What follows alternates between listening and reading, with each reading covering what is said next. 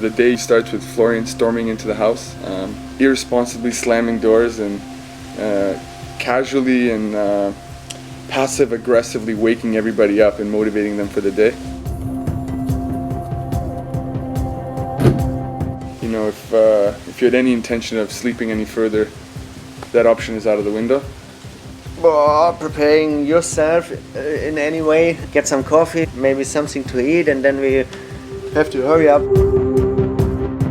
Trying to get the guys ready in the morning. You know, monkeys at the circus, they don't move real fast. They're kind of on their own schedule. They're actors or photographers. They're special people. They're prima donnas.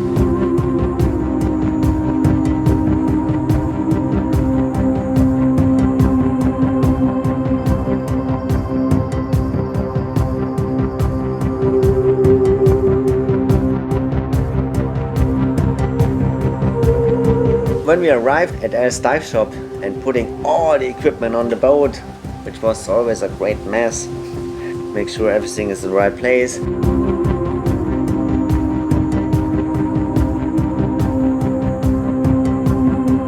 Mace was already putting cameras everywhere, filming everything from every different angle. I thought like, yeah, well, that's super great, but in the end we're gonna end up with terabytes of footage.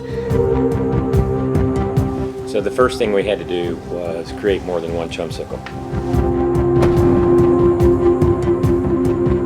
The problem we have is there are not that many fishermen this time of year out of Davis Harbor. So you've got to figure out how to get chum to put in the chumsicle.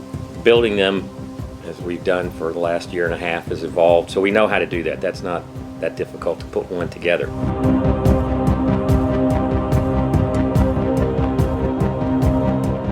Most of the times we had a quick meeting and talked about it and how it should be or could be.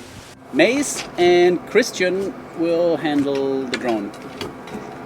Mario, Michael and me will be in the water. So we do one dive, more or less, to test everything. Mm-hmm. Michael will be above me. You will have a communication on the surface. system. Yeah. Always. And Mace will have a communication system on the boat. I'm not sure whether that works perfect, but we have to see how the pole is behaving in the water. If it starts to make a curve or anything, we need Mario in the middle, like 10 meters, to stabilize it. So basically, I'm just watching to make sure that the pole is directly above you. Yes. But one thing to keep in mind, don't touch the pole when it's attached to the drone. It's gonna come if right you want to move the pole, just put it something like that and move it like this. The only one who is making a decision to disconnect the pole is Michael. You gotta observe the sharks. If you see that something's going wrong and the shark is biting the camera or anything, you have to disconnect I will it. tell you, I will scream. Yes.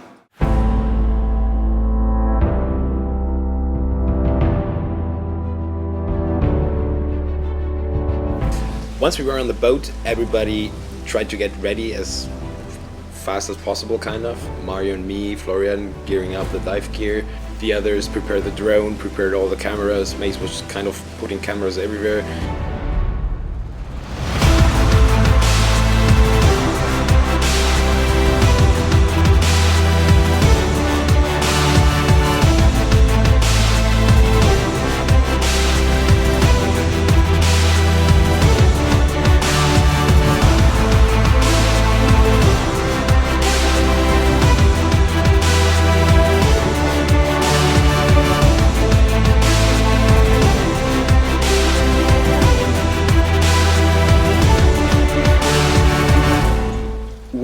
Try to stick always to the same procedure.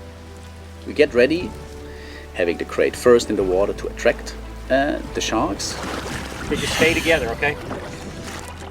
And the sharks, they will come in and they will be curious because obviously we bring food in, but they can't get to the food. So they smell it, they circle around, they stay around, but if you waste too much time, they also get bored, and then they might disappear and think like, okay, there's not much going on. So you have maybe an hour after you drop the first crate with chum in it, when you have to sink real food for them, and then they come in. So the procedure is that Florian went to the water with his food face mask. Then he sets up everything on the ground. Flo, can you hear me? The visibility is great! Let's get it started! The sun is coming out! Then Michael and Mario went to the water. Michael also got a full face mask, and it's directly communicating with Florian and me. Then we put the pole into the water, attach it, doing the tape thing, putting one section after one section. Michael, please go straight under the boat with the pole. Straight under the boat. I have the pole underwater, okay? And then the 20-meter pole was assembled. We handed over to Michael and Mario, who put it in position right above Florian's face. Now you have another 2 meters, and then you have the same position like the crane. I already have the underwater remote control. It's a remote control that was customized and custom built by Drone Parts, and they helped us a lot already in Germany putting all that together. Because last year, when we were at the New York City Drone Film Festival, there were a lot of discussions about whether what you guys do are real dronies or not. Because the guy in the frame actually doesn't control the drone. So we thought like, okay, the main challenge is to figure out a way to shoot something which you can't actually shoot with a remote, but still do it. And maybe even make a remote, especially for that purpose. Why would you want to do that? What on earth do you need to control a drone from underwater for? I suspect, I don't know, that we're probably the only people who would even want to do that. It's not possible for the diver down there to completely control the drone the whole time, to connect to the pole, to fly back to the boat. That would just absolutely not work. But what actually works is that once everything is in position, the underwater remote control will be connected with a wire up to the boat, to the real remote control. It actually looks like an underwater camera. If there wouldn't be a cable coming out, people would think that's just an underwater camera. But it is really a remote that when you turn on the knob, it will operate a little motor that will then pull the drone up or just bring it down. Little tiny magnets just clicking it together. I had always the possibility to make an emergency exit, like pushing the remote from my sticks half a second or something like that.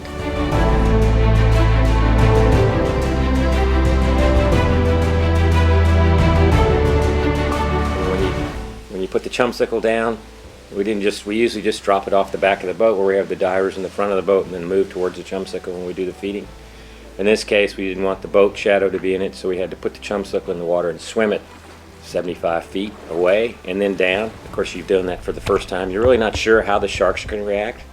So you're up on the surface, and the smaller fish immediately figure out what's going on. They come up off the bottom, and then here come the sharks. And then you got to drop the chum sickle. Florian's already on the bottom. Try to get it in the right spot, move it around. It was all pretty exciting. All pretty exciting. Yeah, but the pole is now 2 meters out of the water. I think it's very hard to connect it. Are you on the ground with the pole now? Wait! There are too many sharks! Michael, you gotta push it! It's bending! And the biggest challenge was to bring all these little elements, little things together to make the whole thing work. Finally, everybody's in position, the pole's in position, Florian, Mario and me are lined up. We start the drone now. Tell me when the drone is connected! We are right now to connect.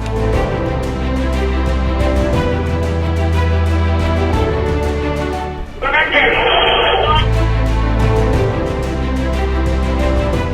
Did you connect the remote? Remote connected. It's in your hands. Give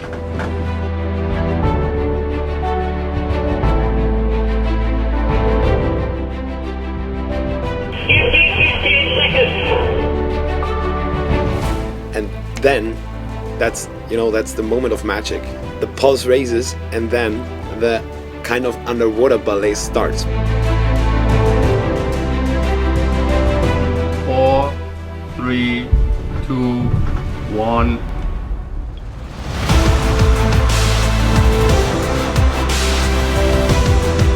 Finger move.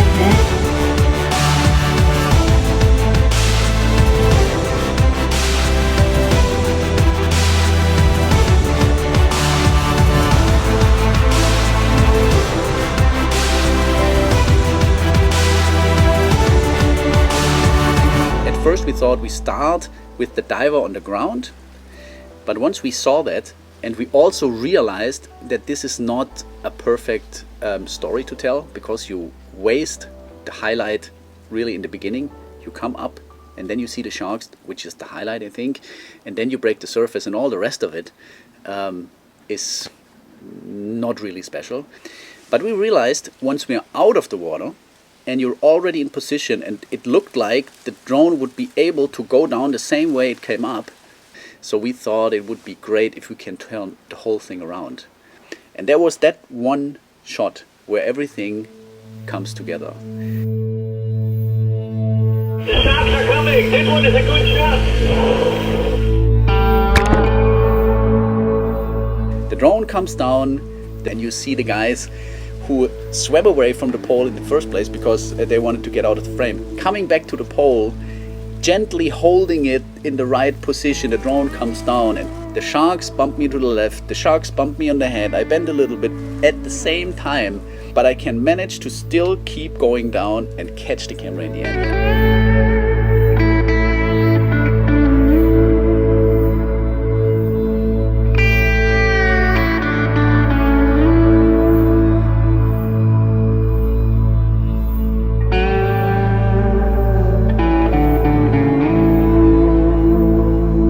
So Florian was screaming, okay, one more, once again, one more. The conditions are just perfect.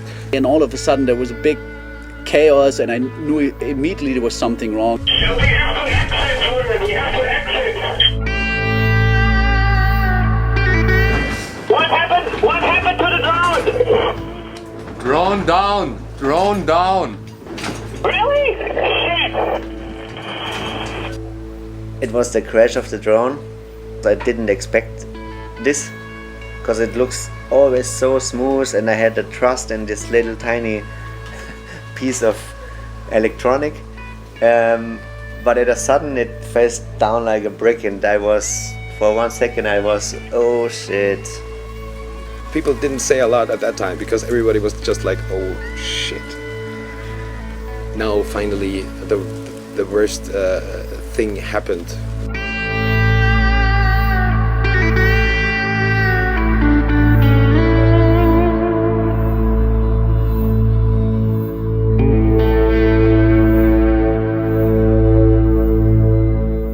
Moment of silence. What crazy shit. Yeah, that thing is just massive. Fuck off.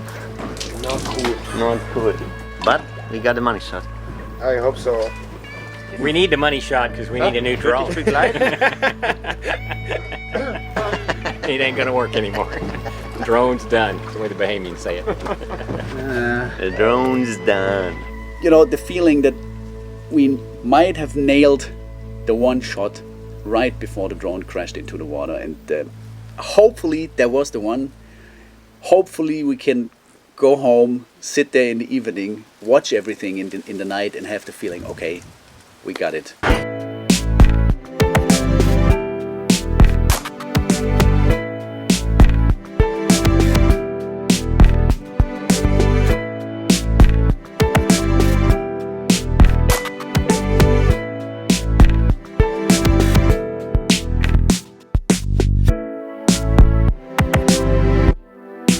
Whole 10 days or whatever it was is so intense that you're just exhausted. It goes by really fast. A lot of fun, as usual, incredible memories. The kind of things that most people don't get to do.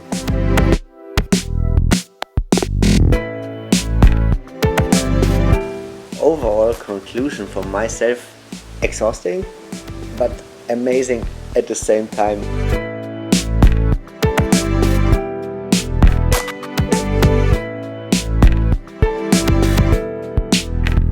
Being in the water with the sharks is always a great experience. I didn't have so much time to reflect the week. I think it will start when I come back to Germany and then I will sit on my couch and just remember the time and think about it. Actually, I was the only one who was able to see what's going below surface, underwater, and what's going on above surface with the drone and everything. So this was just magic to see that coming all together.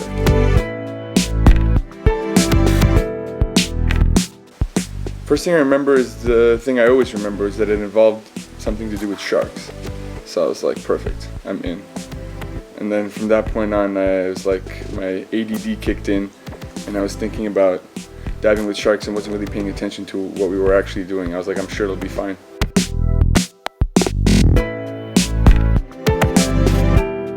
We're all very curious how the audience will react. Nevertheless, it was so much fun doing all that. That's the reason to be alive, to hang around with friends, doing something together. I think we're a great team and I think we can be a little bit proud of what we accomplished.